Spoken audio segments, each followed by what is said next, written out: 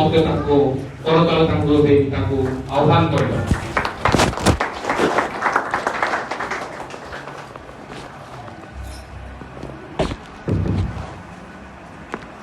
Hallelujah hallelujah hallelujah. समस्त को प्रभु यीशु ख्रीष्ट के नाम रे जय यीशु जय यीशु। सर्वप्रथम आमंत्र त्राणकर्ता प्रभु यीशु ख्रीष्ट को मैं धन्यवाद ज्ञापन करे। आज परी सुंदर दिवस रे आपण मान को साक्षात करिवार गोटे सुंदर सुजोग से मत देई अछंती। अनेक थर एही मंडली को आसीछि किंतु संडे उपासना रे मु जोग देई पारि नाही। आज आपण मान को सहित एही रविवार उपासना रे जोग देवार सुजोग पाइछि। तेणुकर मु प्रभु को बहुत बहुत धन्यवाद ज्ञापन करे। पुणी मु धन्यवाद जणाइबा ପାଇଁ चाहे चंद्रगिरी मिशन सेंटर प्रेसिडेंट पुणी एही ग्राम्य मंडली पालक पुणी समस्त कर्मकर्ता को आपण मान सम्मुख ठिया हेबार गोटे सुजोग देइछंती। तेणुकर आपण मान समस्त को बहुत बहुत धन्यवाद एवं प्रभु यीशु ख्रीष्ट के नाम रे मु आपण मान को साधुवाद जणाए। समस्त को नमस्कार। आसत माने वाक्य भीतर को जीवा ता पूर्व मु पदे प्रार्थना करिबे। तापर माने आज मंत्र मंडल जो वाक्यांश मान को देछि से विषय किछि समय पे माने चिंता करिबा। आसंतो मु प्रार्थना करिबे आमे समस्त जोग देबा। आहे मनकर स्वर्गवासी पवित्र प्रभु तुम्हें अत्यंत पवित्र व धर्ममय, तुम्हें समस्त पवित्रतार उत्स, तुम्हें नित्य सत्य जीवित अट। तेणुकर आमे तुमको धन्यवाद देवछु।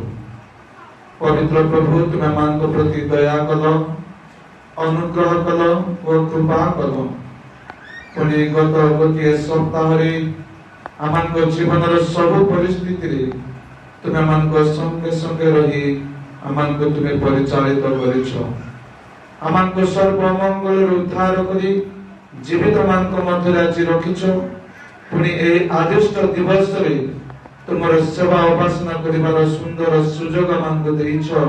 तेनु करी धन्यवाद देवछु। पवित्र प्रभु तुमर सेवा उपासना करू करू गीत माध्यम रे तुमर प्रशंसा व आराधना करिछो एवं तुमर दासन को देई तुमर वाक्य गुरुत्व को सुनिबा को पाइछु।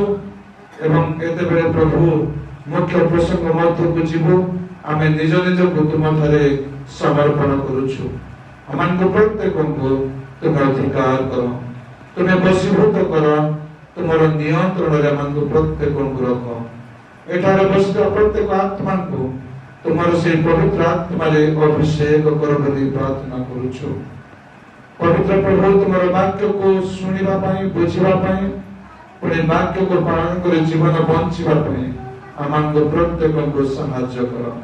प्रभु मो जने धुली अयोग्य मनुष्य मोर कौनसी योग्यता नहीं तुमर वाक्य भांगिबा पई प्रभु निज को समर्पण करूछि। मोर मुख दे तुमे कथा कहो, तुमे मते बजाओ लुचाओ एवं तुमे निजे तुमर लोक मान को तुमर मनोनीत वंश को कथा को बोली प्रार्थना करे। तुम्हें समस्त गौरव पर महिमा कर्तव्य जुगे जुगे पाओ बोली त्राणकर्ता प्रभु यीशु ख्रीष्ट के नाम रे मांगुछि। आमेन।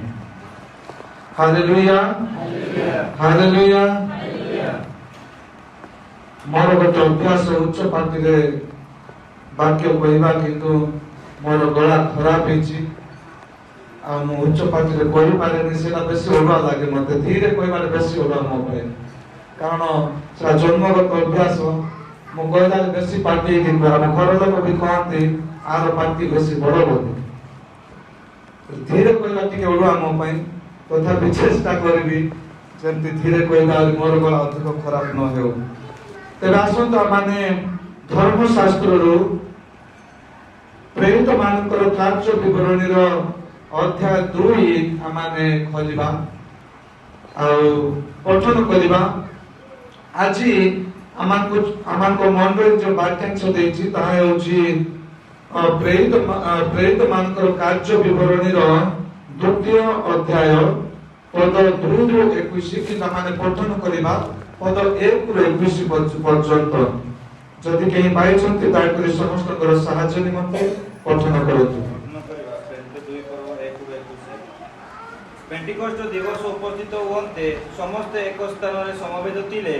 ଆଉ ପ୍ରବଳ ବେଗରେ ବହୁଥିବା ପ୍ରଚଣ୍ଡ ପବନର ଶବ୍ଦ ତୁଲ୍ୟ ଗୋଟିଏ ଶବ୍ଦ ଅକସ୍ମାତ୍ ଆକାଶରୁ ଆସି ଯେଉଁ ଗୃହରେ ସେମାନେ ବସିଥିଲେ ସେହି ଗୃହରେ ସର୍ବତ୍ର ବ୍ୟାପିଗଲା। ଆଉ ଅଗ୍ନି ସାଦୃଶ୍ୟ ଜିହ୍ବା ଗୁଡ଼ିକ ସେମାନଙ୍କ ଦୃଷ୍ଟି ଗୋଚର ହୋଇ ଗୋଟି ଗୋଟି କରି ସେମାନଙ୍କ ପ୍ରତ୍ୟେକ ଜଣଙ୍କ ଉପରେ ଅଧିଷ୍ଠିତ ହେଲା। ସେଥିରେ ସମସ୍ତେ ପବିତ୍ର ଆତ୍ମାରେ ପୂର୍ଣ୍ଣ ହେଲେ।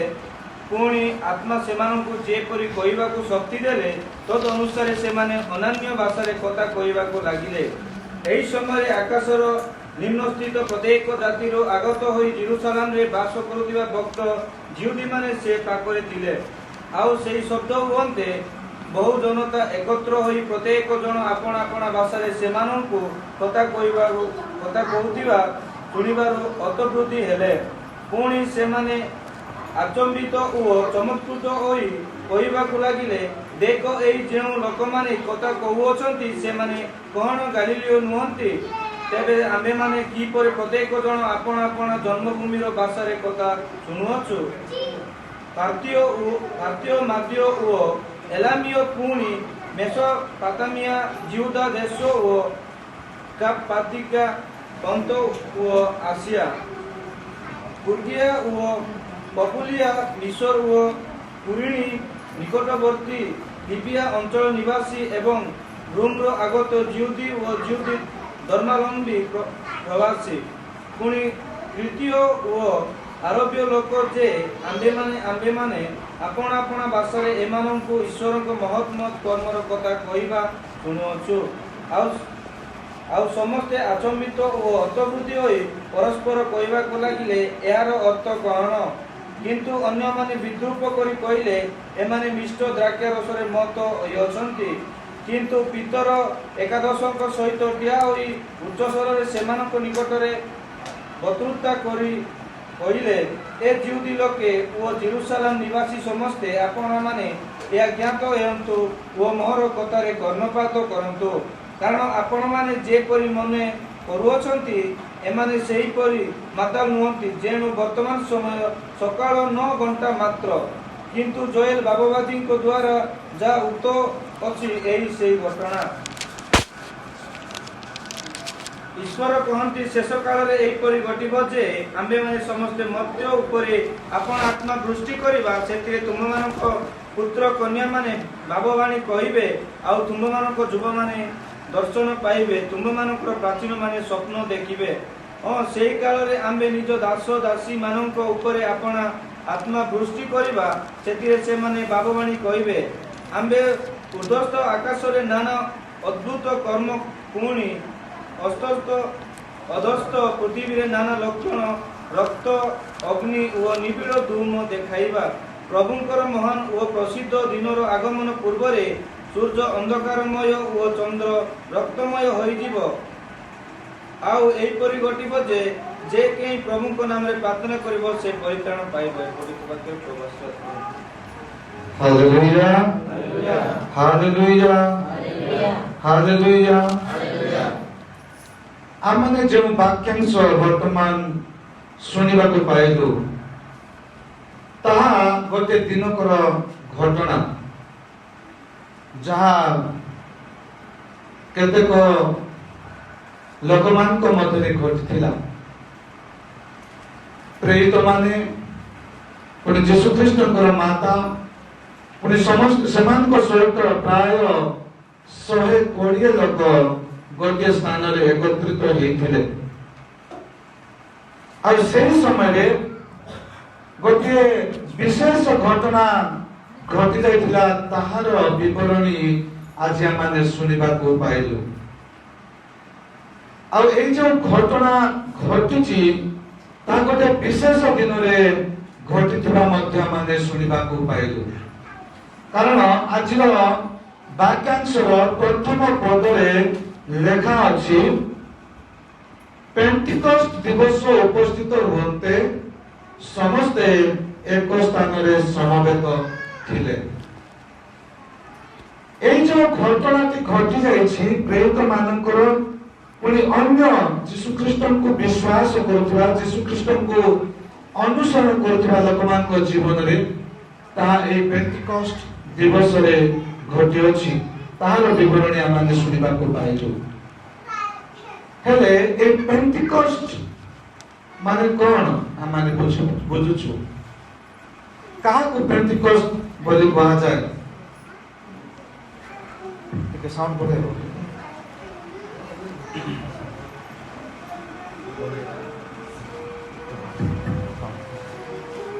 ଆମେ କାହାକୁ ପେଣ୍ଟିକଷ୍ଟ ବୋଲି କହିଥାଉ?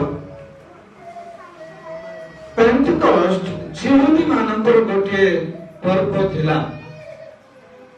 ଇସ୍ରାଏଲ ଲୋକମାନେ ଯେତେବେଳେ ମିଶ୍ରରୁ ବାହାରିକି ଆସିଲେ ସଦାପ୍ରଭୁ ପରମେଶ୍ୱର ସେମାନଙ୍କୁ କେତୋଟି ପର୍ବ ପାଳନ କରିବା ପାଇଁ ସେମାନଙ୍କୁ ଆଦେଶ ଦେଇଥିଲେ।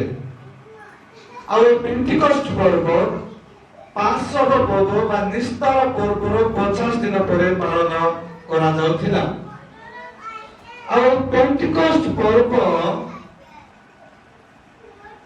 ଗୋଟେ ମହତ୍ ପର୍ବ ଜିହୁଦୀ ଲୋକମାନଙ୍କ ନିମନ୍ତେ ଥିଲା।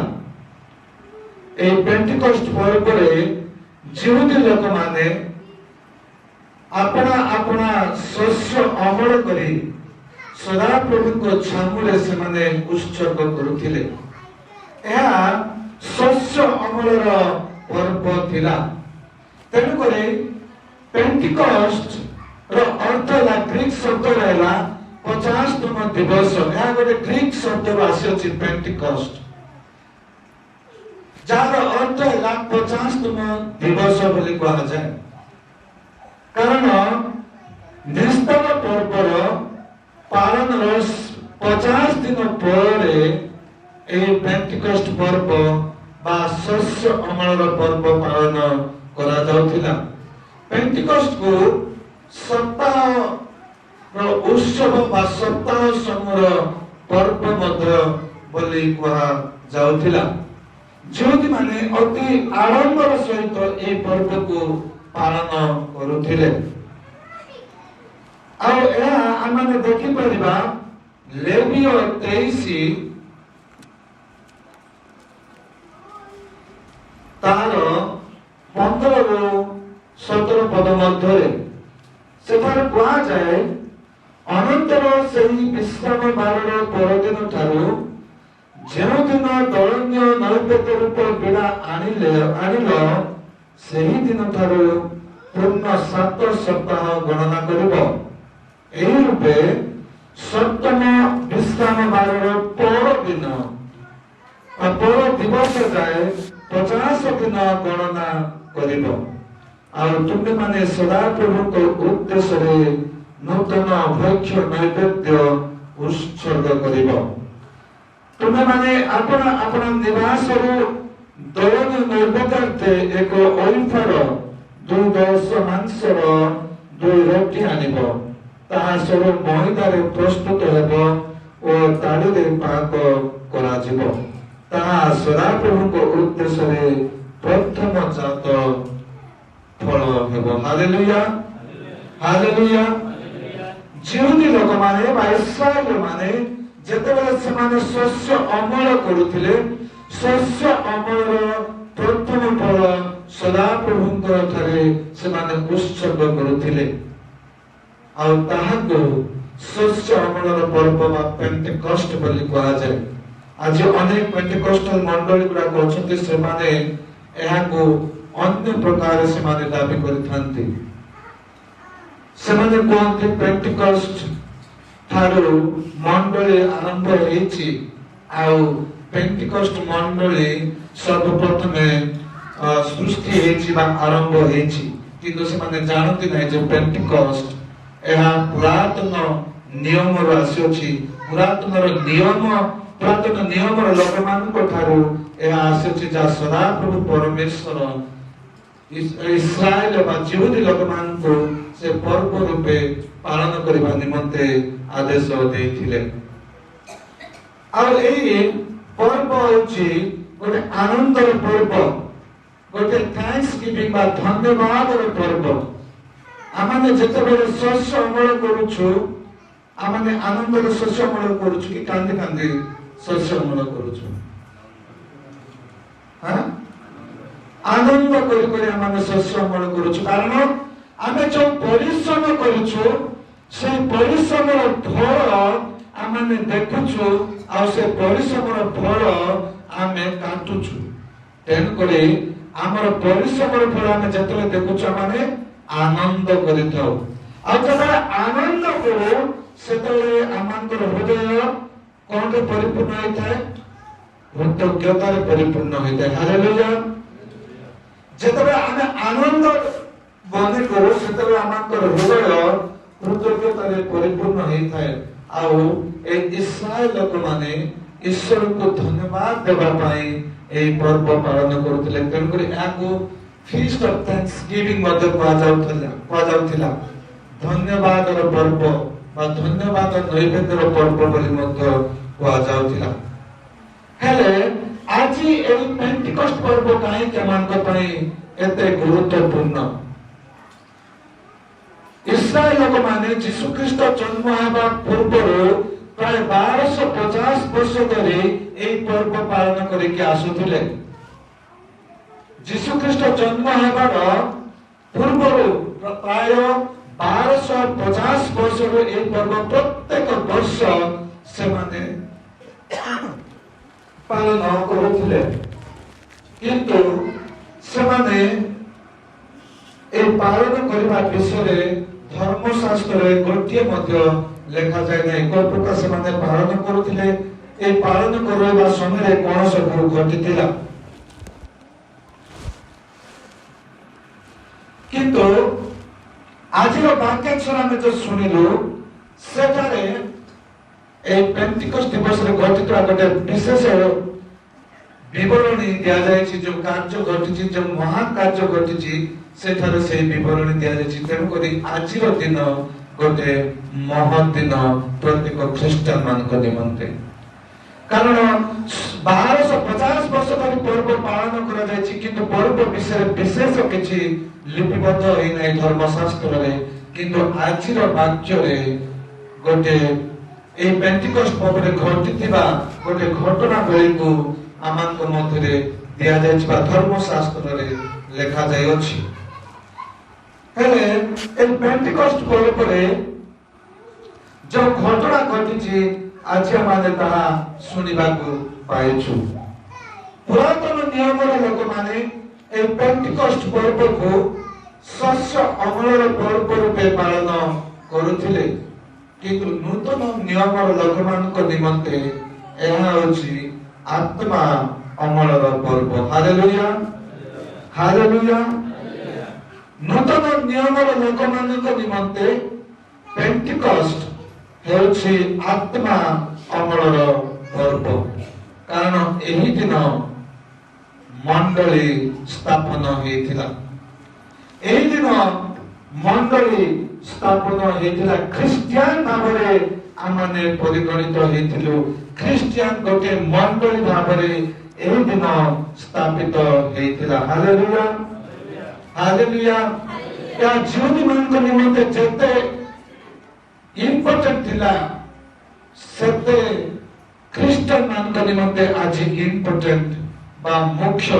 कारण एहा आमानक निमंते आत्मा अमलर पर्व अटे। मोर प्रिय माने हेले ए पेंटिकस्ट दिवस रे कोन घटिथिला ता माने देखिबा को पाउछु जे ए पेंटिकस्ट पर्व रे तार द्वितीय और तृतीय पदरा माने सुनिबा को पाइलु। आजिर वाक्यांशर सेठारा में देखिबा को पाउछु जे पवित्र आत्मा से प्रेरित मानक ऊपर पुणी से କୋଠରୀରେ ଯେଉଁମାନେ ଥିଲେ, ଉପର କୋଠରୀରେ ଯେଉଁମାନେ ଥିଲେ, ସେମାନଙ୍କ ଉପରେ ପବିତ୍ର ଆତ୍ମା ଅବତରଣ କରିଥିଲେ। Hallelujah, hallelujah. ଆଉ ସେଦିନ এই প্রেরিত মানে পবিত্র আত্মাଙ୍କ দ্বারা বাপ্তিজিত ହେଇଥିଲେ। এই প্রেরিত মানে পুଣି ସେଇ ଅନ୍ୟ ଯୀଶୁ ଖ୍ରୀଷ୍ଟଙ୍କର ଅନୁସରଣ କରୁଥିବା 120 ଲୋକ ପବିତ୍ର ଆତ୍ମାରେ ସେମାନେ ବାପ୍ତିଜିତ ହେଇଥିଲେ এই ପେଣ୍ଟିକଷ୍ଟ ଦିନ। ଆମେ ଦେଖିବା ଲୁକ୍ ଲିଖିତ ସୁସମାଚାର ତାର 24:49 ସେଠାରେ କୁହାଯାଏ, ଆପଣମାନେ ଯଦି ପାଇଛନ୍ତି କେହି ପଢନ୍ତୁ, ଲୁକ୍ ଲିଖିତ ସୁସମାଚାର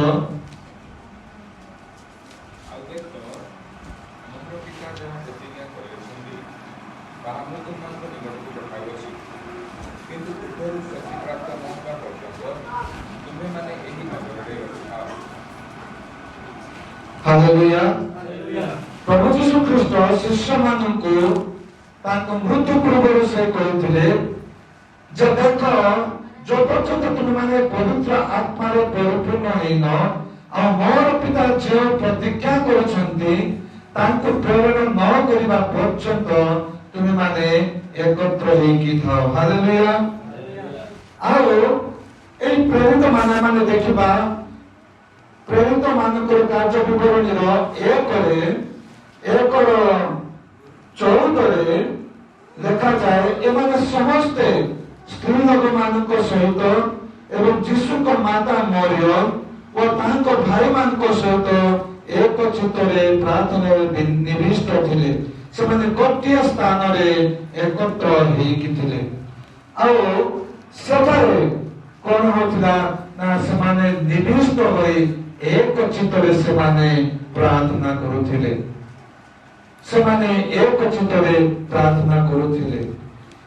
ଏହି ପେଣ୍ଟିକଷ୍ଟ ଦିବସ ପାଳନ କରିବା ପୂର୍ବରୁ 50 ଦିନ ପୂର୍ବରୁ ପ୍ରଭୁ ଯୀଶୁ ଖ୍ରୀଷ୍ଟ ସେ ଆମମାନଙ୍କର ପାପ ନିମନ୍ତେ ମୃତ୍ୟୁଭୋଗ କରି ସେ ପୁନରୁତ୍ଥିତ ତୃତୀୟ ଦିବସରେ ପୁନରୁତ୍ଥିତ ହେଲେ।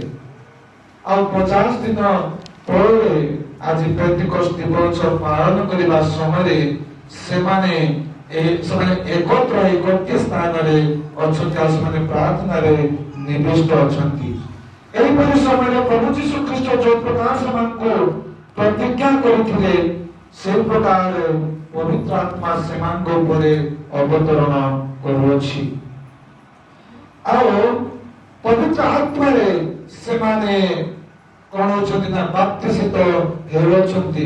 ମାର୍କ ଲିଖିତ ସୁସମାଚାର 3:11 ସେଠାରେ କୁହାଯାଏ ଯେ ପ୍ରଭୁ ଯୀଶୁ ଖ୍ରୀଷ୍ଟ ସେମାନଙ୍କୁ ପବିତ୍ର ଆତ୍ମାଙ୍କର ବା ପ୍ରଭୁ ଯୀଶୁ ଖ୍ରୀଷ୍ଟ ନୁହେଁ, ଜହନ ଯୁବକ ଜହନ ସେ କହୁଅଛନ୍ତି ଯେ ତୁମେମାନେ ମୋ ଦ୍ୱାରା ଯିଏ ଆସୁଅଛନ୍ତି ସେ ତୁମେମାନଙ୍କୁ କଣରେ ବାପ୍ତିସ୍ମ ଦେବେ? ପବିତ୍ର ଆତ୍ମାରେ ବାପ୍ତିସ୍ମ ଦେବେ। ମୋ ଜଳର ବାପ୍ତିସ୍ମ ଦେଉଛି, କିନ୍ତୁ ମୋ ଦ୍ୱାରା ଯିଏ ଆସୁଅଛନ୍ତି ସେ ମୋ ଠାରୁ ଶକ୍ତିଶୀଳ, ଆଉ ସେ ତୁମମାନଙ୍କୁ ପବିତ୍ର ଆତ୍ମାରେ ଅଭିଷିକ୍ତ କରିବେ। ଆଉ ସେହି ବାକ୍ୟ ଆଜିର ବାକ୍ୟାଂଶରେ ସଫଳ ହେବା ଆମେ ଦେଖୁଅଛୁ। ଯୁବକ ଯେଉଁ ଭାବବାଣୀ କରିକି କହିଥିଲେ ଯେ ମୋ ଦ୍ୱାରା ଯିଏ ଆସୁଅଛନ୍ତି ସେ ତୁମମାନଙ୍କୁ ପବିତ୍ର ଆତ୍ମାରେ ବାପ୍ତିସିତ କରିବେ, ତାହା ଆଜିର ବାକ୍ୟାଂଶରେ ପୂର୍ଣ୍ଣ ହେବା ଆମେ ଦେଖିବାକୁ ପାଉଅଛୁ। ପୁଣି ପ୍ରେରିତ 1:5 ଆମେ ଦେଖିବାକୁ ପାଉଛୁ, ସେଠାରେ ପ୍ରଭୁ ଯୀଶୁ ଖ୍ରୀଷ୍ଟ ପ୍ରେରିତ ମାନଙ୍କୁ ଯେଉଁ କଥା କହିଥିଲେ ତାହା ଲେଖା ଅଛି, କାରଣ ଜହନ ଜଳରେ ବାପ୍ତିସ୍ମ ଦେଲେ ସତ, କିନ୍ତୁ ତୁମେମାନେ ଅଳ୍ପ ଦିନ ମଧ୍ୟରେ ପବିତ୍ର ଆତ୍ମାରେ ବାପ୍ତିଜିତ ହେବ। Hallelujah, hallelujah. ଆଉ ଏହି ବାକ୍ୟ ଆଜି ଏହି ପେଣ୍ଟିକଷ୍ଟ ଦିବସରେ ସଫଳ ହେବା ଆମେ ଦେଖିବାକୁ ପାଉଅଛୁ। ଯୀଶୁ ଖ୍ରୀଷ୍ଟଙ୍କର ଯୋଉ ପ୍ରତିଜ୍ଞା ଥିଲା, ସେ ମୃତ୍ୟୁବରଣ କରିବା ପୂର୍ବରୁ ସେ ଜହନ ଲିଖିତ ସୁସମାଚାର 14 ତାର 16-17 ସେ ପ୍ରେରିତ ମାନଙ୍କୁ ଗୋଟେ ପ୍ରତିଜ୍ଞା କରିକି କହିଥିଲେ। ସେ କହିଥିଲେ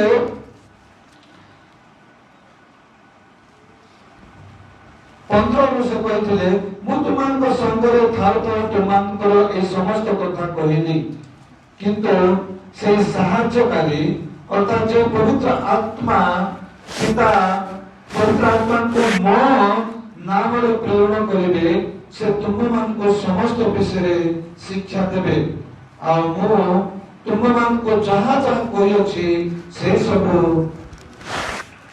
तुम मान को स्मरण कराइबे। हालेलुया।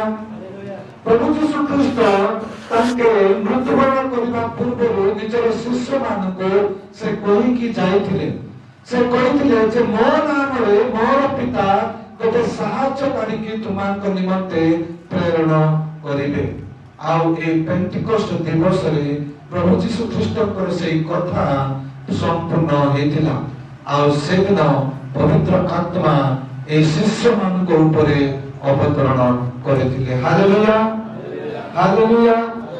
पुणी जॉन लिखित सुसमाचार तार 15:26 में मध्य यीशु ख्रीष्ट शिष्य मान को कहथिले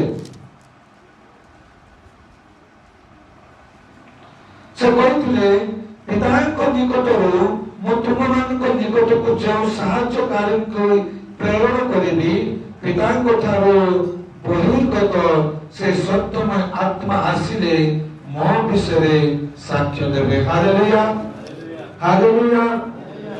ବାପ୍ତିସ୍ମ ଜୋହନଙ୍କ ଦ୍ୱାରା କରାଯାଇଥିବା ଭାବବାଣୀ ପୁଣି ପ୍ରଭୁ ଯୀଶୁ ଖ୍ରୀଷ୍ଟଙ୍କ ଦ୍ୱାରା ଯେଉଁ ପ୍ରତିଜ୍ଞା କରାଯାଇଥିଲା ବା ପ୍ରେରିତମାନଙ୍କୁ ଯେଉଁ କଥା କହିଥିଲେ ସେହି ଭାବବାଣୀ ଗୁଡ଼ିକ ସମ୍ପୂର୍ଣ୍ଣ ହେବା ଆଜିର ପେଣ୍ଟିକଷ୍ଟ ପର୍ବରେ ଆମେ ଦେଖିବାକୁ ପାଉଛୁ। କାରଣ ଆଜିର ବାକ୍ୟାଂଶର 2 ଓ 3 ରେ ତାହା ମାନେ ଶୁଣିବାକୁ ପାଉଛୁ। ଆଉ ପ୍ରବଳ ବେଗରେ ବହୁଥିବା ପ୍ରଚଣ୍ଡ ପବନର ଶବ୍ଦ ତୁଲ୍ୟ ଗୋଟେ ଶବ୍ଦ ଅକସ୍ମାତ୍ ଆକାଶରୁ ଆସି ଯେଉଁ ଗୃହରେ ସେମାନେ ବସିଥିଲେ ସେ ଗୃହରେ ସର୍ବତ୍ର ବ୍ୟାପିଗଲା। ଆଉ ଅଗ୍ନି ସଦୃଶ ଜିହ୍ବା ଗୁଡ଼ିକ ସେମାନଙ୍କର ଦୃଷ୍ଟି ଗୋଚର ହୋଇ ଗତି ଗତି କରି ସେମାନଙ୍କ ପ୍ରତ୍ୟେକ ଜଣଙ୍କ ଉପରେ ଅଧିଷ୍ଠିତ ହେଲା। ସେଥିରେ ସେମାନେ ସମସ୍ତେ ପବିତ୍ର ଆତ୍ମାରେ ପରିପୂର୍ଣ୍ଣ ହେଲେ। ପୁଣି ଆତ୍ମା ସେମାନଙ୍କୁ ଯେପରି କହିବାକୁ ଶକ୍ତି ଦେଇଥିଲେ ତଦନୁସାରେ ସେମାନେ ଅନ୍ୟାନ୍ୟ ଭାଷାରେ କଥା କହିବାକୁ ଲାଗିଲେ। ଏଠାରେ ଆମେ ଦେଖିପାରୁଛୁ ଯେ এই প্রেরিত মানে পুଣି ଯୀଶୁ ଖ୍ରୀଷ୍ଟକୁ ବିଶ୍ୱାସ କରୁଥିବା ଅନ୍ୟ ଲୋକମାନେ ସମସ୍ତେ ପ୍ରାୟ 120 ଲୋକ ଗୋଟେ କୋଠରୀ ମଧ୍ୟରେ ପ୍ରାର୍ଥନାରେ ନିବିଷ୍ଟ ଥିଲେ। ସେମାନେ ନିରନ୍ତର ପ୍ରାର୍ଥନାରେ ଥିଲେ। ପ୍ରଭୁ ଯୀଶୁ ଖ୍ରୀଷ୍ଟ ସେମାନଙ୍କୁ ପ୍ରାୟ 10 ଦିନ ତଳେ ପରିତ୍ୟାଗ କରିକି ସେ ସ୍ୱର୍ଗରୋହଣ କରିଥିଲେ। ଆଉ ସେମାନେ ହତାଶରେ ଥିଲେ କାରଣ ପ୍ରଭୁ ଯୀଶୁ ଖ୍ରୀଷ୍ଟ ଆଉ ସେମାନଙ୍କର ସଙ୍ଗରେ ନାହାନ୍ତି। ସେମାନେ ଭୟରେ ଥିଲେ। ସେମାନେ କଣ କରିବେ ସେମାନଙ୍କ ପାଖରେ କୌଣସି ଯୋଜନା ନଥିଲା। ଏଣୁ ପ୍ରଭୁ ଯୀଶୁ ଖ୍ରୀଷ୍ଟ ସେମାନଙ୍କୁ ଯିବା ପୂର୍ବରୁ କହିଥିଲେ ଯୋଉ ପର୍ଯ୍ୟନ୍ତ ତୁମକୁ ମୋର ସାହାଯ୍ୟକାରୀ କି ପଠା ଯାଏ ସେ ପର୍ଯ୍ୟନ୍ତ ତୁମେ एकत्र रुह पुणी एक चित्तरे प्रार्थना करूथा। आ ए प्रेरित माने एक चित्तरे गोटे कोठरी मध्य प्रार्थना करबा समय प्रभु यीशु ख्रीष्टकर सेही बाणी बा सेही कथा सफल होची। आ पवित्र आत्मा गोटे भयंकर वायुर शब्द तुल्य एही लोकमानक उपरे अवतरण करूछंती। आ प्रत्येककर उपरे गोटे जीवा अग्नि और जीवा सदृश अवतरण हेबा सेठारे देखा जाउछि। आ पवित्र आत्मा रे से माने परिपूर्ण होउछंती। Hallelujah hallelujah hallelujah. आ से माने पवित्र आत्मा रे शक्ति प्राप्त होउछंती। आज वाक्यांशर 4 पदरे आमे सुनिबा को पाउछु। सेठारे कहा जाय सेथिरे समस्ते पवित्र आत्मा रे परिपूर्ण हेले। ସେମାନେ ସମସ୍ତେ ପବିତ୍ର ଆତ୍ମାରେ ପରିପୂର୍ଣ୍ଣ ହେଲେ। ଆମେ ଦେଖିବା ଆଜିର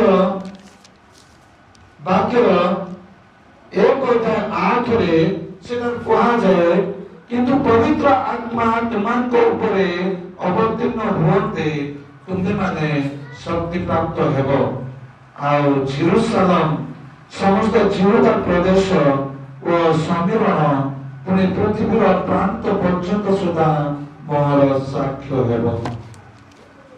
ଯେତେବେଳେ ଆମେ ପବିତ୍ର ଆତ୍ମାର ପରିପୂର୍ଣ୍ଣ ହେଉ ଆମେ ଈଶ୍ୱରଙ୍କର ବାକ୍ୟ କହିବାକୁ ଆରମ୍ଭ କରିଥାଉ। ଈଶ୍ୱରଙ୍କର ସାକ୍ଷ୍ୟରେ ଆମେ ପରିପୂର୍ଣ୍ଣ ହେଇଥାଉ ଆଉ ତାହା ପ୍ରଭୁ ଯୀଶୁ ଖ୍ରୀଷ୍ଟ ନିଜେ ସ୍ୱର୍ଗରଣ କରିବା ପୂର୍ବରୁ ଏହି କଥା ସେମାନଙ୍କୁ କହିଥିଲେ।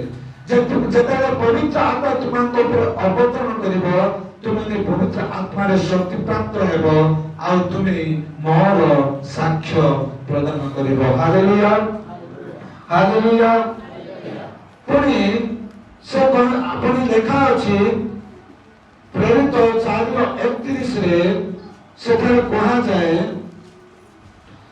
ସେମାନେ ପ୍ରାର୍ଥନା କଲା ଭିତରେ ଯେଉଁ ସ୍ଥାନରେ ଏକତ୍ର ହୋଇଥିଲେ ତାହା କମ୍ପି ଉଠିଲା।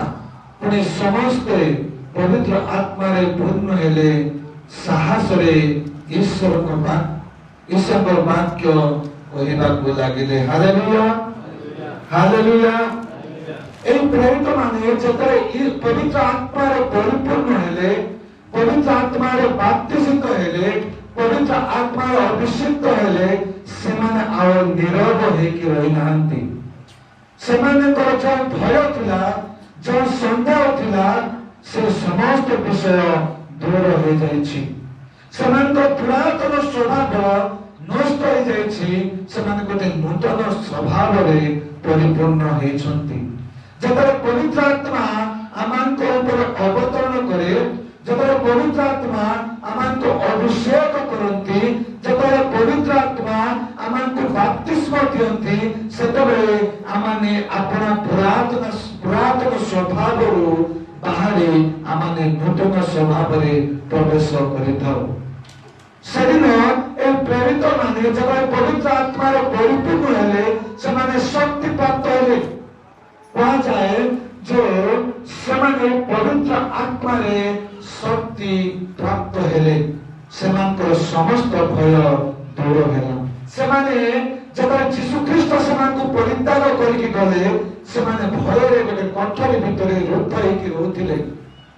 ସେମାନେ ଗୋଟେ କୋଠରୀ ଭିତରେ ରୁଦ୍ଧ ହେଇକି ରହୁଥିଲେ। ଅନ୍ୟମାନଙ୍କୁ ସାମ୍ନା କରିବାର ସେମାନଙ୍କର ସାହସ ନଥିଲା। କିନ୍ତୁ ଯେତେବେଳେ ପବିତ୍ର ଆତ୍ମା ସେମାନଙ୍କ ଉପରେ ଅବତରଣ କଲେ ସେମାନଙ୍କର ସମସ୍ତ ଭୟ ଦୂର ହେଲା। ସେମାନେ ସ୍ପିରିଚୁଆଲି ବୋଲ୍ଡ ହେଲେ ଆତ୍ମିକ ଭାବରେ ସାହସିକ ହେଲେ ଆଉ ସେମାନେ ସାହସରେ ବାକ୍ୟ କହିବାକୁ ଲାଗିଲେ। Hallelujah hallelujah. ପ୍ରେରିତ 4:31 ଶେଷ ଭାଗରେ କୁହାଯାଏ ସେମାନେ ଯେତେବେଳେ ପବିତ୍ର ଆତ୍ମାର ପରିପୂର୍ଣ୍ଣ ହେଲେ ସେମାନେ କଣ କଲେ ନା ସାହସରେ ଈଶ୍ୱରଙ୍କ ବାକ୍ୟ ସେମାନେ କହିବାକୁ ଆରମ୍ଭ କଲେ। ଯେତେବେଳେ ଆମେ ପବିତ୍ର ଆତ୍ମାର ପରିପୂର୍ଣ୍ଣ ହେଉ ଆମେ ନିଜର ସ୍ୱଭାବରେ ଆଉ ନଥାଉ। ଆମେ ପବିତ୍ର ଆତ୍ମାଙ୍କର ସ୍ୱଭାବରେ ପରିଣତ ହେଇଥାଉ ଆଉ ପବିତ୍ର ଆତ୍ମାଙ୍କର ସ୍ୱଭାବ ହେଲା ପ୍ରଭୁ ଯୀଶୁ ଖ୍ରୀଷ୍ଟଙ୍କର ସାକ୍ଷ୍ୟ ଦେବା। ପ୍ରଭୁ ଯୀଶୁ ଖ୍ରୀଷ୍ଟ ଆପଣମାନଙ୍କ ନିମନ୍ତେ ଆଉ ମୋ ନିମନ୍ତେ ଯୋଉ ମହତ୍ କର୍ମ ସେ କ୍ରୁଶ ଉପରେ କରିକି ଗଲେ ତାହାର ସାକ୍ଷ୍ୟ ଦେବା ହେଉଛି ପବିତ୍ର ଆତ୍ମାଙ୍କର ସ୍ୱଭାବ ପବିତ୍ର ଆତ୍ମାଙ୍କର କାର୍ଯ୍ୟ। ଆଉ ପବିତ୍ର ଆତ୍ମା ଆପଣମାନଙ୍କ ଦେଇ ମୋ ଦେଇ ସେ କାର୍ଯ୍ୟକୁ ସଫଳ କରିଥାନ୍ତି। ଆଉ ସେଦିନ ଏହି ଶିଷ୍ୟମାନେ କଣ କଲେ ନା ପବିତ୍ର ଆତ୍ମାରେ ପରିପୂର୍ଣ୍ଣ ହେଇକି ଯୀଶୁ ଖ୍ରୀଷ୍ଟଙ୍କର ସାକ୍ଷ୍ୟ ସେମାନେ ଦେବାକୁ ଲାଗିଲେ। ସେମାନେ ବିନା ଭୟରେ ସେମାନେ ଯୀଶୁ ଖ୍ରୀଷ୍ଟଙ୍କର ବିଷୟରେ ଲୋକମାନଙ୍କୁ କହିବାକୁ ଲାଗିଲେ। ସେମାନେ କେବଳ ଜିହୁଦୀମାନଙ୍କ ମଧ୍ୟରେ ଯୀଶୁ ଖ୍ରୀଷ୍ଟଙ୍କ ବିଷୟରେ କହିନାହାନ୍ତି ଅଣଜିହୁଦୀମାନଙ୍କ ମଧ୍ୟରେ ମଧ୍ୟ ଯୀଶୁ ଖ୍ରୀଷ୍ଟ ଯେଉଁ ମହତ୍ କର୍ମ ସେ କ୍ରୁଶ ଉପରେ ଆମଙ୍କ ପାଇଁ କରିକି ଗଲେ ସେ ବିଷୟରେ ସେମାନେ ନିର୍ଭୟରେ କହିବାକୁ ଲାଗିଲେ। ଆଉ ସେମାନେ ପବିତ୍ର ଆତ୍ମାରେ ପରିପୂର୍ଣ୍ଣ ହେଇ ସାହସରେ ବାକ୍ୟ କହିବାକୁ ଲାଗିଲେ। ଆଉ ସେମାନେ କଣ କଲେ ନା ପର ଭାଷାରେ ବା ଅନ୍ୟାନ୍ୟ ଭାଷାରେ କଥା କହିବାକୁ ଲାଗିଲେ। এই কোঠর ভিতরে ଯୋଉ ଲୋକମାନେ ଥିଲେ ଅଧିକାଂଶ ଲୋକ ସେମାନେ କୋଉଠୁ ଆସିଥିଲେ? ଗାଲିଲୀୟ ଲୋକମାନେ ଥିଲେ, ସେଇ ଅଞ୍ଚଳରୁ ଆସିଥିଲେ। କିନ୍ତୁ ଆଜି ସେମାନେ ପବିତ୍ର ଆତ୍ମାରେ ପରିପୂର୍ଣ୍ଣ ହେଲା ପରେ ସେମାନେ ବିଭିନ୍ନ ପ୍ରକାର ଭାଷା କହିବାକୁ ଲାଗିଲେ।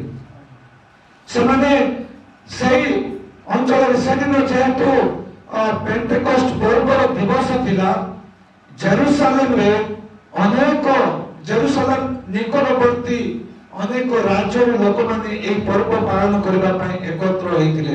ଅନେକ ଭାଷାବାଦୀର ଲୋକମାନେ ଜେରୁସାଲେମ ମନ୍ଦିରରେ ଏକତ୍ରିତ ହୋଇଥିଲେ। ଆଉ ସେ ଭାଷାର ବିଷୟରେ ଆମେ ଶୁଣୁଛୁ, ସେଠାରେ କୁହାଯାଏ ଯେ ତେବେ ଆମେମାନେ କିପରି ପ୍ରତ୍ୟେକ ଜଣକୁ ଆପଣା ଆପଣା ଜନ୍ମଭୂମିର ଭାଷାରେ କଥା ଶୁଣୁଅଛୁ। ପାର୍ଥୀୟ, ମାଦୀୟ ଓ ଏଲାମୀୟ, ପୁଣି ମେସୋପୋତାମିଆ, ଜିହୁଦା ଦେଶ ଓ କପ୍ପାଦୋକିଆ, ପନ୍ତ ଓ ଆସିଆ, ଫ୍ରୁଗିଆ ଓ ପମ୍ଫିଲିଆ, ମିଶର ଓ କୁଲିନ ନିକଟବର୍ତ୍ତୀ ଲିବ୍ୟା ଅଞ୍ଚଳବାସୀ ଏବଂ ରୋମରୁ ଆଗତ ଜିହୁଦୀ ଧର୍ମାବଲମ୍ବୀ ପ୍ରବାସୀ ମାନେ ସେଠାରେ ଏକତ୍ର ହୋଇଥିଲେ ଏହି ପେଣ୍ଟେକୋଷ୍ଟ ପର୍ବ ପାଳନ କରିବା ନିମନ୍ତେ। এই জেরুসালেম আଖପାଖର ଯୋଉ 6-7ଟା ଦେଶ ଥିଲା, ରାଜ୍ୟ ଥିଲା, ସେଇଥିରୁ ଜିହୁଦୀ ଲୋକମାନେ ସେମାନେ ଜେରୁସାଲେମକୁ ଆସିଥିଲେ ପର୍ବ ପାଳନ କରିବା ପାଇଁ।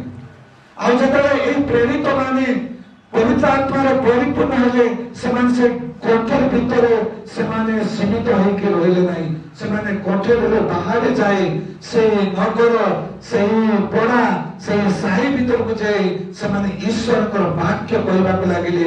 ପ୍ରଭୁ ଯୀଶୁ ଖ୍ରୀଷ୍ଟଙ୍କର ବାକ୍ୟ ସେମାନେ ପ୍ରଚାର କରିବାକୁ ଲାଗିଲେ। ପ୍ରଭୁ ଯୀଶୁ ଖ୍ରୀଷ୍ଟଙ୍କ ବିଷୟରେ ସାକ୍ଷ୍ୟ ଦେବାକୁ ଲାଗିଲେ।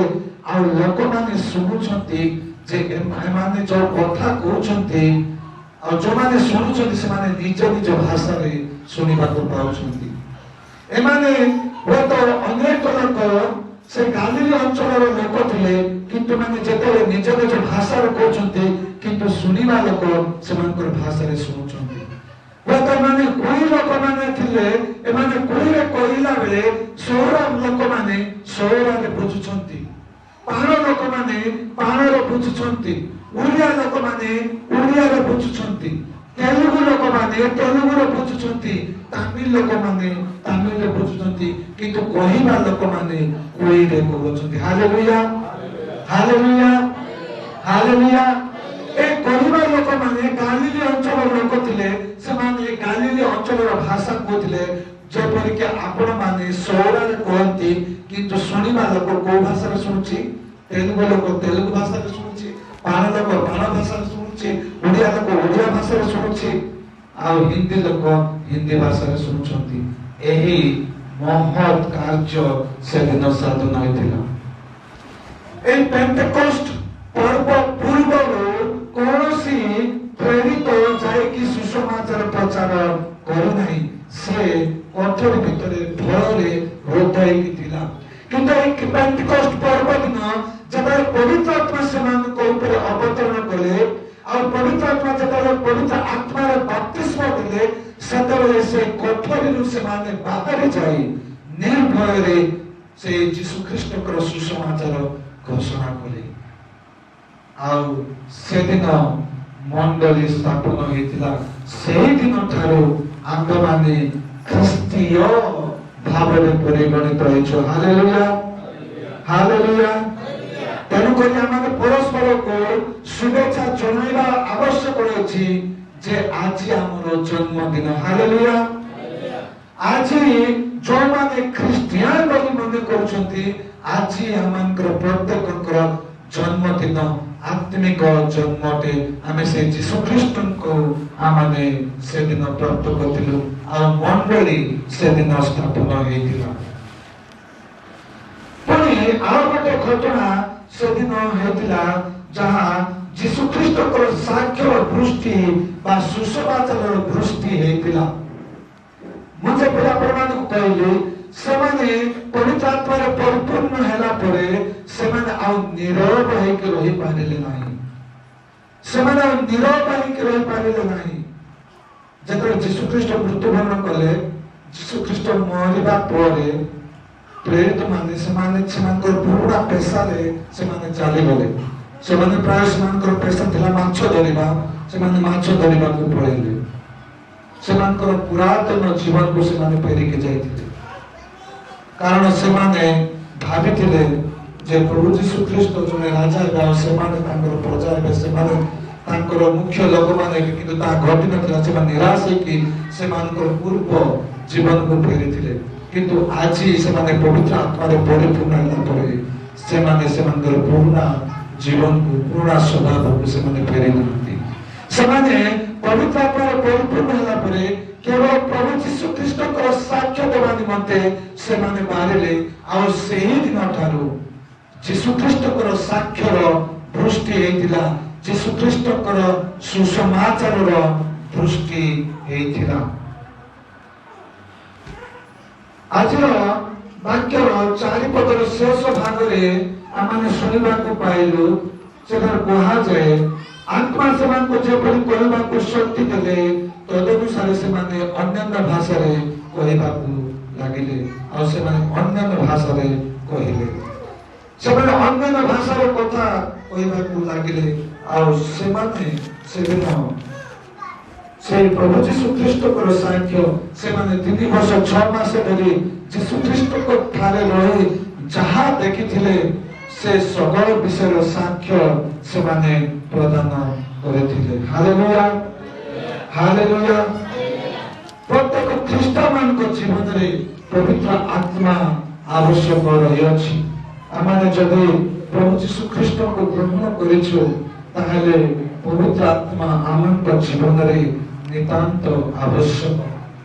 କାରଣ ପବିତ୍ର ଆତ୍ମା ଆମର ବ୍ୟକ୍ତିଗତ ସାକ୍ଷ୍ୟର ଏବଂ ପ୍ରକାଶନ ବା ଅଧ୍ୟାଦେଶର ସ୍ରୋତ ଅଟନ୍ତି। ପବିତ୍ର ଆତ୍ମା ଆମର ବ୍ୟକ୍ତିଗତ ଜୀବନରେ ପ୍ରଭୁ ଯୀଶୁଖ୍ରୀଷ୍ଟଙ୍କୁ ସାକ୍ଷ୍ୟ ଦେବାର ସ୍ରୋତ ଅଟନ୍ତି। ପ୍ରଭୁ ଯୀଶୁଖ୍ରୀଷ୍ଟ ପବିତ୍ର ଆତ୍ମାଙ୍କ ବିନା ଆମେ ପ୍ରଭୁ ଯୀଶୁଖ୍ରୀଷ୍ଟଙ୍କର ସାକ୍ଷ୍ୟ ହେଇପାରିବା ନାହିଁ। ପବିତ୍ର ଆତ୍ମାଙ୍କର ସାହାଯ୍ୟ ବିନା ଆମେ ପ୍ରଭୁ ଯୀଶୁଖ୍ରୀଷ୍ଟଙ୍କର ସାକ୍ଷ୍ୟ ଠିଆ ହେଇ ଆମେ କହିପାରିବା ନାହିଁ। ପ୍ରଭୁ ଯୀଶୁଖ୍ରୀଷ୍ଟଙ୍କର ବାକ୍ୟ ସେଇ ସୁସମାଚାର ମାନେ କହିପାରିବା ନାହିଁ। ଆଉ ପବିତ୍ର ଆତ୍ମା ହେଉଛି ସ୍ରୋତ ଏହି ସାକ୍ଷ୍ୟ ଦେବା ନିମନ୍ତେ। ଆଉ ପବିତ୍ର ଆତ୍ମା ନିରନ୍ତର ଆମଙ୍କ ଜୀବନରେ ଆମକୁ ସେ ଈଶ୍ୱରଙ୍କର ସେଇ ଯୋଜନାକୁ, ପ୍ରଭୁ ଯୀଶୁଖ୍ରୀଷ୍ଟଙ୍କର ସେଇ ଇଚ୍ଛାକୁ ଆମଙ୍କ ଜୀବନରେ ପ୍ରକାଶ କରିଥାନ୍ତି। ଆଉ ପବିତ୍ର ଆତ୍ମା ଆମଙ୍କ ଜୀବନରେ ସେଇ ଈଶ୍ୱରଙ୍କର ଇଚ୍ଛାକୁ ଆମଙ୍କ ଜୀବନରେ ପ୍ରକାଶ କରିଥାନ୍ତି। ପବିତ୍ର ଆତ୍ମା ଆମଙ୍କ ବ୍ୟକ୍ତିଗତ ଜୀବନରେ ନିଷ୍ପତ୍ତି ନେବାରେ ସାହାଯ୍ୟ କରିଥାନ୍ତି। ସେ ଜାଗତିକ ନିଷ୍ପତ୍ତି ହେଉ ବା ଯେକୌଣସି ନିଷ୍ପତ୍ତି ହେଉ, ଯେତେବେଳେ ଆମେ ପବିତ୍ର ଆତ୍ମାଙ୍କର ସାହାଯ୍ୟରେ ଆମେ ପ୍ରାର୍ଥନାର ସହିତ କୌଣସି ନିଷ୍ପତ୍ତି ନେଇଥାଉ, କୌଣସି ବିଷୟରେ ଚିନ୍ତା କରିବା ପାଇଁ ଆମେ ଯୋଜନାବଦ୍ଧ କରିଥାଉ, ସେତେବେଳେ ପବିତ୍ର ଆତ୍ମା ଆମକୁ ସାହାଯ୍ୟ କରିଥାନ୍ତି ଆମଙ୍କ ବ୍ୟକ୍ତିଗତ ଜୀବନରେ ଉତ୍ତମ ନିଷ୍ପତ୍ତି ନେବା ନିମନ୍ତେ। ପବିତ୍ର ଆତ୍ମା ଆମକୁ ଶାରୀରିକ ଓ ଆତ୍ମିକ ବିପଦରୁ ଉଦ୍ଧାର କରିଥାନ୍ତି। Hallelujah, hallelujah. ପବିତ୍ର ଆତ୍ମା ଆମଙ୍କର ଶାରୀରିକ ଓ ଆତ୍ମିକ ବିପଦରୁ ଆମକୁ ଉଦ୍ଧାର କରିଥାନ୍ତି। ପବିତ୍ର ଆତ୍ମା ସର୍ବଦା ଆମଙ୍କ ସଙ୍ଗେ ସଙ୍ଗେ ଥାଇ ଆମକୁ ସେ ଚେତନା ଦେଇଥାନ୍ତି ଆଉ ଆମଙ୍କର ଶାରୀରିକ ଓ ଆତ୍ମିକ ବିପଦରୁ ଆମକୁ ଉଦ୍ଧାର କରିଥାନ୍ତି। ପୁଣି ପବିତ୍ର ଆତ୍ମା ଆମଙ୍କ ଜୀବନର ଦୁଃଖରେ, କ୍ଲେଶରେ, ଯନ୍ତ୍ରଣାରେ, ଶୋକରେ ସେ ଆମକୁ ସାନ୍ତ୍ୱନା ପ୍ରଦାନ କରିଥାନ୍ତି। ହାଲେଲୁୟା। ପବିତ୍ର ଆତ୍ମା ଆମକୁ ସାନ୍ତ୍ୱନା ପ୍ରଦାନ କରିଥାନ୍ତି। ପୁଣି ପବିତ୍ର ଆତ୍ମା ଆମକୁ ଆମର ଭୟରୁ ଆମକୁ ଉଦ୍ଧାର କରିଥାନ୍ତି। ସେଦିନ ଯେତେବେଳେ ପବିତ୍ର ଆତ୍ମା ପ୍ରେରିତମାନଙ୍କ ଉପରେ ଅବତରଣ କଲେ, ସେମାନେ ଆତ୍ମିକ ଭାବରେ ବଳିଷ୍ଠ ହେଲେ आत्मिक भाव रे साहसिक हेले आ पवित्र आत्मा से मानकर भय दूर करथिले आ पवित्र आत्मा आमक जीवन रे समस्त भय से दूर करथंती। पुणी पवित्र आत्मा आमक आत्मिक भाव रे प्रस्तुत हेबा पई सहाय्य करथंती। आमकर पाप को चिन्हरा निमंते सहाय्य करथंती। पवित्र आत्मा कर सहाय्य बिना आमे केबे मध्य निजर पाप को चिन्हि परिबा नाही। जदि निजर पाप को चिन्हिबार अछि ताले आमको पवित्र आत्मा को सहाय्य आवश्यक अछि। आ पवित्र आत्मा निजर पाप पर प्रायश्चित करिबा पई सहाय्य करथंती। आत्मिक भाव रे पवित्र आत्मा आमको प्रस्तुत करथंती। और पवित्र आत्मा आमको आत्मा रे प्रस्तुत करता। Hallelujah hallelujah hallelujah. पवित्र आत्मा ईश्वर को जो योजना आमक प्रति अछि से योजना को बुझिबा को मध्य सहाय्य करिता। तेणुकरी प्रत्येक ख्रीष्टान जीवन रे पवित्र आत्मा अति गुरुत्वपूर्ण अटे। पवित्र आत्मा को सहाय्य बिना ईश्वर आमक निमंते जो योजना करिसंती, जो संकल्प करिसंती, जो इच्छा करिसंती ताहा हमें बुझी परिबा नाही। जदि बुझिबार अछि ताहाले हमको पवित्र आत्मार आवश्यक और पवित्र आत्मा ही हमको सहाय्य करिता। मोर प्रिय माने पवित्र आत्मा हमको सुपरनैचुरल गिफ्ट गुड़ा को प्रदान करिता। आमाने कोरिन्थ मंडली रे जदि देखिबा सेठारे पवित्र आत्मा को अनेक वरदान गुड़ा को सेठारे आमाने सुनिबा को पाउछु। 9टी वरदान अछि पवित्र आत्मा को। पवित्र आत्मा को सहाय्य रे के तो परभाषा कहती, के तो परभाषा को विश्लेषण करि पारंती, के स्वप्न देखंती। अनेक प्रकार वरदान सेठ लेखा अछि। के जणे खुलंतु प्रथम कोरिन्थ तार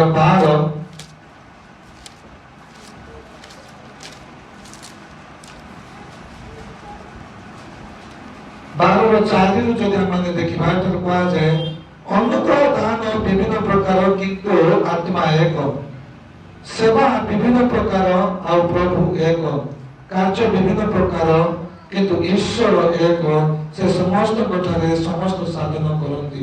तार आगे को कहा जाए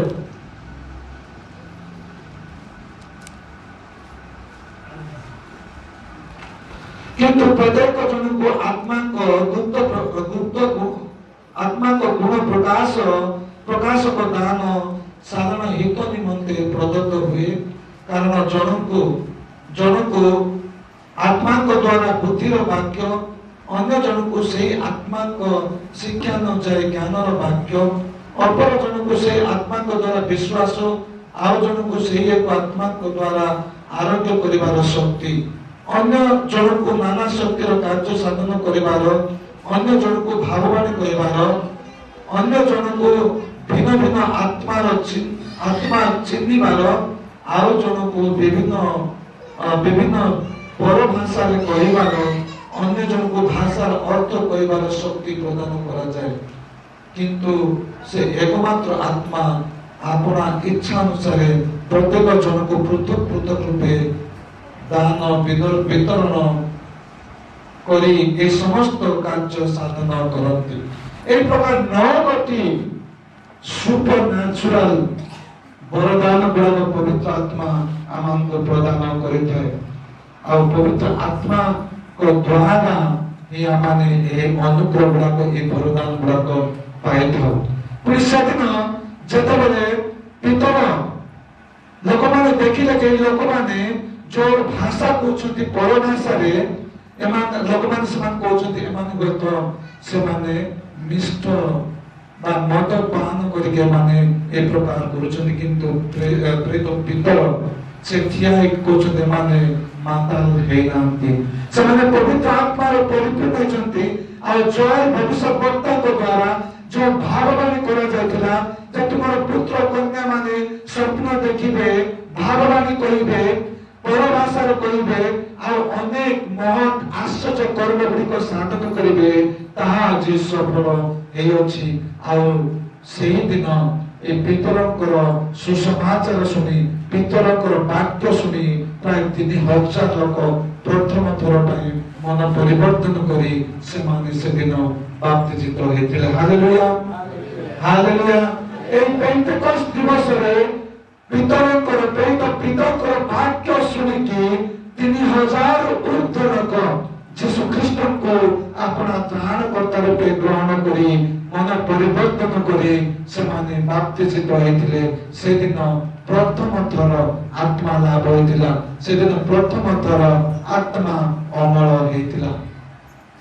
ପୁରାତନ କାଳରେ ଶସ୍ୟ ଅମଳର ପର୍ବ ପାଳନ କରିବା ସମୟରେ ଆଜିର এই ବାକ୍ୟରେ ଆମେ ଦେଖିବାକୁ ପାଉଛୁ ଯେ ପ୍ରଥମ ଥର ଖ୍ରୀଷ୍ଟିଆନ ମଣ୍ଡଳୀରେ ଆତ୍ମା ଅମଳ ହୋଇଅଛି।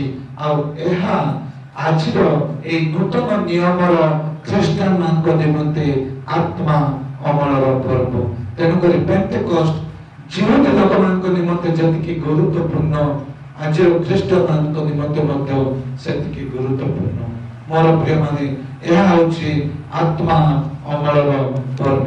ତେଣୁକରି ଆସନ୍ତୁ, ସେଦିନ ପ୍ରେରିତ ମାନେ ଯେପରି ଆତ୍ମାରେ ପରିପୂର୍ଣ୍ଣ ହୋଇ ସେମାନେ ଶକ୍ତିଶାଳୀ ହେଇଥିଲେ, ଆତ୍ମିକ ଭାବରେ ସେମାନେ ବଳିଷ୍ଠ ହେଇଥିଲେ, ସେ ପ୍ରକାର ଆମେ ପବିତ୍ର ଆତ୍ମାଙ୍କ ନିମନ୍ତେ ଆମେ ପ୍ରାର୍ଥନା କରିବାର ଅଛି। ଯୋଉ ପର୍ଯ୍ୟନ୍ତ ଆମେ ପ୍ରାର୍ଥନା କରିନୁ ସେ ପର୍ଯ୍ୟନ୍ତ ଆମେ କେବେ ମଧ୍ୟ ପବିତ୍ର ଆତ୍ମା ଲାଭ କରିବା ନାହିଁ। ତ ଆଜି ପ୍ରେରିତ 1 ଅଧ୍ୟାୟରେ ଆମେ ଶୁଣିବାକୁ ପାଉଥିଲୁ, ସେମାନେ একত্র রহি এক চিত্তরে প্রার্থনারে নিবিষ্ট ଥିଲେ ବୋଲି। ସେମାନେ ପ୍ରାର୍ଥନାରେ ନିବିଷ୍ଟ ଥିବା ହେତୁ ପବିତ୍ର ଆତ୍ମା ସେମାନଙ୍କ ଉପରେ ଅବତରଣ କରିଥିଲା।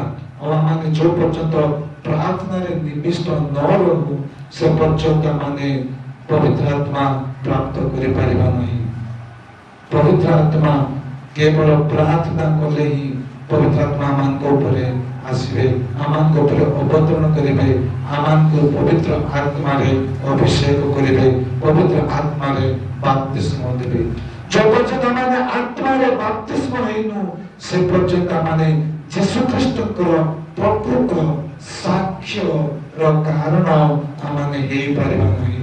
ଯଦି ଯୀଶୁ ଖ୍ରୀଷ୍ଟଙ୍କର ଯଦି ଖ୍ରୀଷ୍ଟିଆନ ହେଇଛୁ, ଆମର ମୁଖ୍ୟ କର୍ତ୍ତବ୍ୟ ହେଲା ଯୀଶୁ ଖ୍ରୀଷ୍ଟଙ୍କର ସାକ୍ଷ୍ୟ ହେବା, ଯୀଶୁ ଖ୍ରୀଷ୍ଟଙ୍କର ସାକ୍ଷ୍ୟ ହେବା।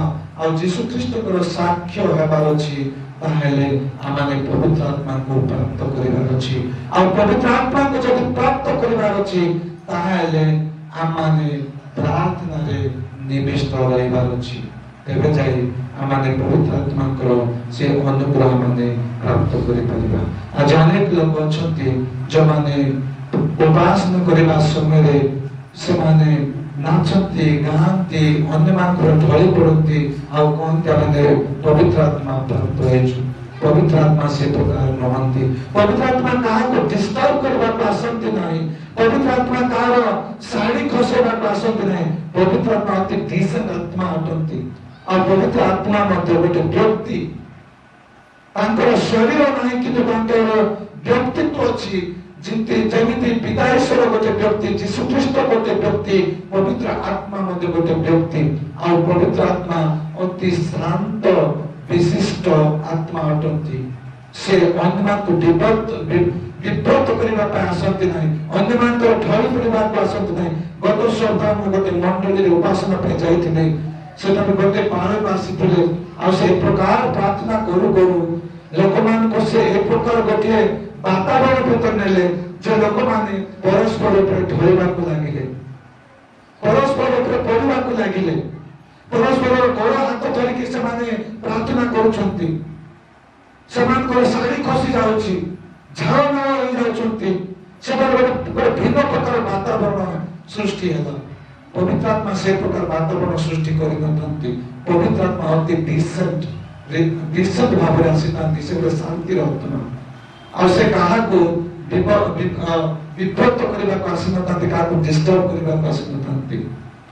ଗୋଟେ ଘଟଣା, ଦିନେ गोटे बालक आउ ता सहित गोटे ग्रामवासी से माने यात्रा करुथिले साइकेल जीवा बेले वर्षा दिन थाए कादुरे सेमानकर साइकेल खसी गला आउ सेटा लिट्टी की माटी जो रंग माटी थाए से माटी जब साइकेल को धरिला से साइकेल आगो को खस जाई पारेला नहीं हेले ए जो गार जो साधारण विश्वासी से धीरे धीरे से कौन प्रभु को धन्यवाद देवा लागिल प्रभु धन्यवाद आज हम उपासना करबा को जीवा पूर्व ए प्रकार गोटे घटना घटिला तेणुकर आम धन्यवाद दउछु आम पर कष्ट उपाय कि आम तुमको धन्यवाद दउछु एटा दुख आम पर जंत्रणा दायक कले मत तुमको धन्यवाद दउछि जतरा से धन्यवाद प्रभु को देबा को लागिला पवित्र आत्मा तांको ऊपर अवतरण कले और पवित्र आत्मा से पूर्ण है से काजरे गौरी गौरी से प्रार्थना करबा को लागिले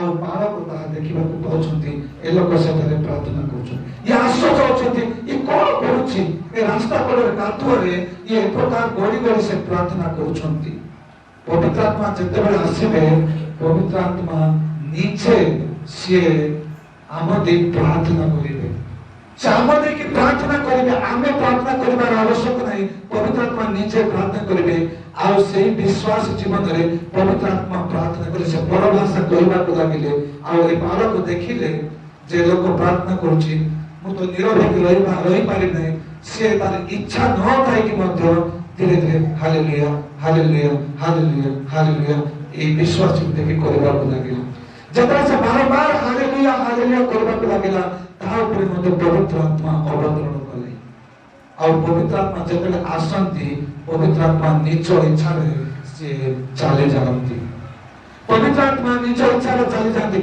आज भाई लोक माने नाची कि जो प्रकार होती अन्य मान तांको काम करबा को पड़ुची अरे पानी तो पवित्र आत्मा जी छाड़ो छाड़ो बोली किंतु से दिन पवित्र आत्मा जतले से विश्वास तारो चली गले से विश्वास करले बालक को आज्ञा प्रार्थना करंतु बालक जब प्रार्थना कले प्रार्थना सरिला जतरा आमेन बोली कहले सदबले एही विश्वास जो काटोर करितिना तार देहरे गोटे बुंदा काटोर मते लागिला हालेलुया हालेलुया तार शरीर गोटे बुंदा काटोर मते लागिनतला जतबले से प्रार्थना आमेन बोली कहले से जेमिति थिला पूर्वरे सेमिति थिला से काटोरे गौरी की प्रार्थना करिथिले मध्य ता शरीर रे गोटे बुंदा काटोर नथिला पवित्र आत्मा से प्रकार पवित्र आत्मा अन्य मान को विवस्त्र करिबा पई अन्य मान को डिस्टर्ब करिबा पई अन्य मान को विवस्त्र करिबा पई आसन थांती पवित्र आत्मा अति डिसेंट पवित्र आत्मा होती से मान को से गोटे श्रृंखला भितर रखता तेणु कर आसंतु मोर प्रिय माने आज जतबे ए पर्व माने पालन करूछु पेंटिकस्ट पर्व होछि ए नूतन नियमर लोकमान को निमंते एहा होछि आत्मा अमलर पर्व आउ आमे से पवित्र आत्मा को निमंते आमे प्रार्थना करू कारण पवित्र आत्मा को बिना आमे केवल मध्य यीशु ख्रीष्ट को साक्ष्य हे परिबा नाही तेणु कर जदि आमे यीशु ख्रीष्ट को साक्ष्य बारछि ताहला हमको पवित्र आत्मा आवश्यक अछि और पवित्र आत्मा को जदि आवश्यक अछि ताहला आमे निरंतर प्रार्थना रे निविष्ट रहिबार अछि तो वाक्य दे हमको प्रत्येक को आशीर्वाद करंतु आमेन